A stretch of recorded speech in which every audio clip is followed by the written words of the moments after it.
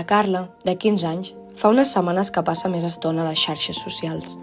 Li agrada mirar vídeos, penjar fotos i parlar amb gent. Un dia, rep una sol·licitud d'amistat d'en Marc. Al perfil posa que té 16 anys. Té fotos normals, sembla simpàtic i decideix acceptar. Comencen a parlar.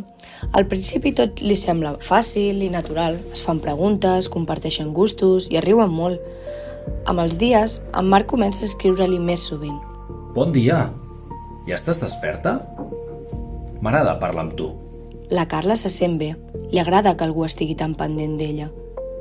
En algunes converses, en Marc fa comentaris que a la Carla li resulten una mica estranys.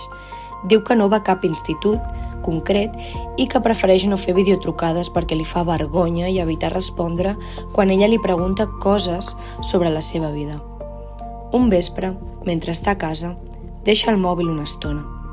Quan torna, té diversos missatges. Estàs? M'has deixat en vist. He fet alguna cosa malament? La Carla respon ràpid. No, perdó, estava sopant. Ah, pensava que passaves de mi. L'endemà continuen parlant com si res. En Marc li diu: Ets diferent de les altres. Amb tu puc ser jo mateix. A poc comencen a parlar de coses més personals. En Marc li explica que confia molt en ella i li demana que no ho expliqui les seves converses. Això és només nostre. La Carla dubta un moment, però li agrada sentir-se especial. M'envies una foto només per mi? I no li diguis a ningú, és cosa nostra. Un dia, després de diverses setmanes parlant, la Carla descobreix que per casualitat una de les fotos d'en Marc apareix en un altre perfil amb un nom diferent i amb una edat molt més gran. De cop, tot li comença a fer dubtar.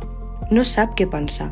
Una part d'ella se sent enganyada i incòmoda, però també té por de que pugui passar si deixa de parlar amb ell.